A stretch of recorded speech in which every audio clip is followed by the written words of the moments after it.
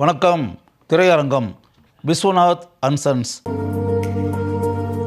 சூர்யா கதாநாயகனாக நடித்திருக்கக்கூடிய திரைப்படம். அவருடைய 46வது படம். இந்த திரைப்படத்தினுடைய இயக்குனர் வெங்கி அட்லூரி. இந்த திரைப்படத்தில் சஞ்சய் விஸ்வநாத் அப்படின்ற ஒரு புகழ்பெற்ற தொழிலதிபர் கதாபாத்திரத்தை ஏற்று சூர்யா நடிச்சிருக்காரு. தொழிலதிபராக இருப்பதுடன் உலக புகழ்பெற்ற துப்பாக்கி சுடும் வீரர்.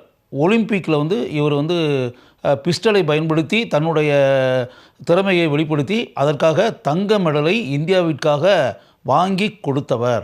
அவருடைய வயது 42 வயது. அவருக்கு அம்மா ராதிகா, அவங்களுடைய பேர் நிர்மலா தேவி. ராதிகாவினுடைய கணவராக இருந்தவர் ராஜீவ் மேனன்.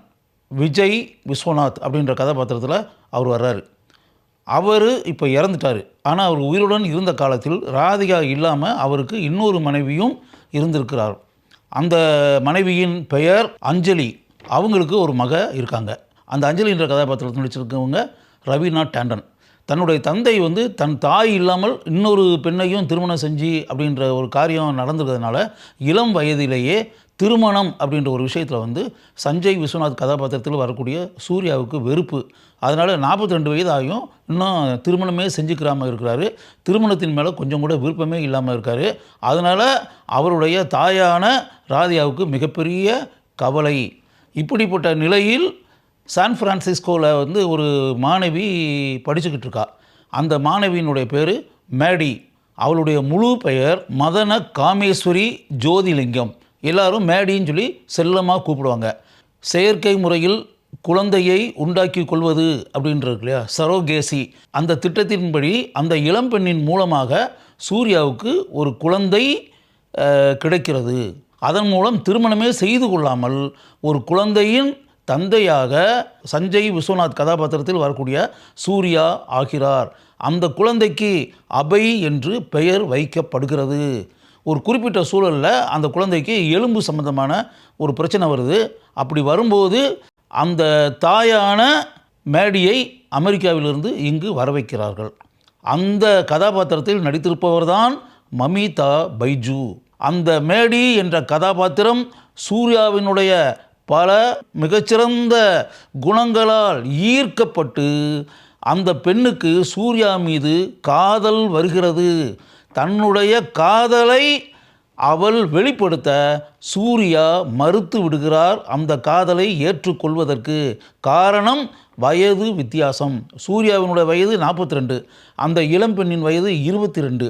அதற்கு பிறகு சூர்யாவை எப்படியும் அடைந்தே ஆவது என்பதை மனதில் வைத்து கொண்டு செயல்படக்கூடிய மமிதா பைஜு எப்படிப்பட்ட போராட்டங்களையெல்லாம் செய்து படத்தினுடைய இறுதியில் சூர்யாவை தன்னுடைய ஆசைக்கு சம்மதிக்க வைக்கிறார் என்பதை மிகவும் சுவாரஸ்யமாக படத்தில் படமாக்கி இருக்கிறார்கள். இருவரும் இணைந்து அந்த குழந்தையுடன் நடந்து செல்லக்கூடிய காட்சியுடன் இந்த திரைப்படம் முடிவடைகிறது. இதற்கு நடுவில் நிர்மலா தேவி கதாபாத்திரத்தில் வரக்கூடிய ராதிகா மரணத்தை தழுவுகிறாள். தன் தாயை இழந்த சூர்யா குமுறி குமுறி அழக்கூடிய ஒரு அருமையான காட்சி இந்த திரைப்படத்தில் வருகிறது. அதற்கு பிறகு தன் தந்தையின் 2வது மனைவியாக இருக்கக்கூடிய அஞ்சலியின் மகளின் திருமணத்தை எப்படி சஞ்சய் விஸ்வநாத் கதாபாத்திரத்தில் வரக்கூடிய சூர்யா முன்னின்று மிகவும் சிறப்பாக நடத்தி காட்டுகிறார் என்பதையும் நாம் பார்க்கிறோம். சஞ்சய் விஸ்வநாத் கதாபாத்திரத்தில் சூர்யா மிகவும் இயல்பாக நடித்திருக்கிறார். அந்த கதாபாத்திரத்திற்கு எந்த அளவுக்கு ஜென்டிலான பெர்ஃபார்மன்ஸை வெளிப்படுத்த வேண்டுமோ அதை அவர் படம் முழுக்க சிறப்பாக செய்திருக்கிறார். இந்த திரைப்படத்திற்கு மிகப்பெரிய ப்ளஸ் பாயிண்ட் என்று கூறுவதாக இருந்தால் மேடி கதாபாத்திரத்தில் நடித்திருக்கக்கூடிய மமிதா பைஜுதான். எந்த அளவிற்கு இளமை ததும்ப படம் முழுக்க அவர் வருகிறார் என்பதை நினைத்து அவரை நாம் எந்த அளவிற்கு வேண்டுமானாலும் பாராட்டலாம். அவருடைய துள்ளலான ஜென்சி நடிப்பை பார்த்து நமக்கு அவரை முழு மனதுடன் பாராட்ட தோன்றுகிறது. சூர்யாவின் தாய் நிர்மலா தேவி கதாபாத்திரத்தில் மிகவும் சிறப்பாக நடித்திருக்கிறார் ராதிகா சரத்குமார். சில காட்சிகளே வந்தாலும் ராஜீவ் மேனன் தன்னுடைய கதாபாத்திரத்தில் தன்னுடைய இயல்பான நடிப்பை வெளிப்படுத்தி இருக்கிறார்.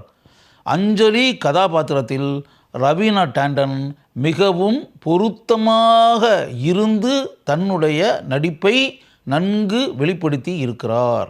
ரவீனா டாண்டனின் மகளாக நடித்திருப்பவர் பவானி ஸ்ரீ. தான் வரக்கூடிய காட்சிகளில் தன்னுடைய கேஷுவல் பெர்ஃபார்மன்ஸை இவர் வெளிப்படுத்தி இருக்கிறார். படத்தினுடைய பிற்பகுதியில் நாசர் முக்கிய கதாபாத்திரத்தில் வருகிறார்.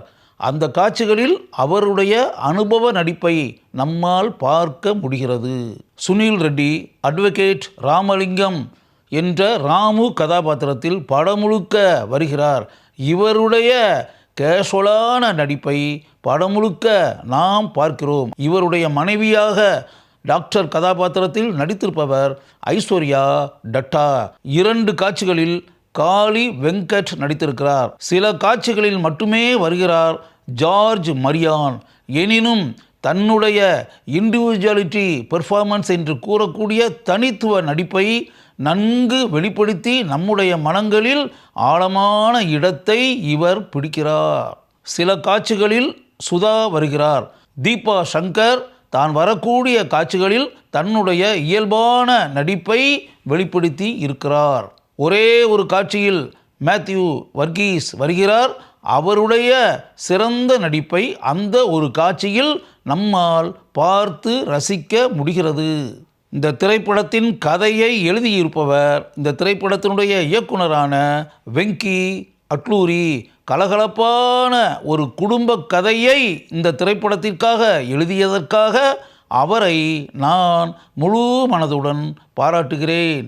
இந்த திரைப்படத்தின் உரையாடல்களை எழுதியிருப்பவர் KN விஜயகுமார். பல இடங்களில் உரையாடல்களை கேட்கும்போது நமக்கு கைகளை தட்ட வேண்டும் போல தோன்றுகிறது. நிமிஷ் ரவி இவர்தான் இந்த திரைப்படத்தினுடைய ஒளிப்பதிவாளர். பாடல் காட்சிகளில் இந்த ஒளிப்பதிவாளருடைய தனித்திறமையை நம்மால் உணர முடிகிறது. அதே போல சண்டை காட்சிகளிலும் இவருடைய தனித்திறமை நன்கு நமக்கு வெளிப்படுகிறது. நவீன் நூலி இவர்தான் இந்த திரைப்படத்தினுடைய பட தொகுப்பாளர்.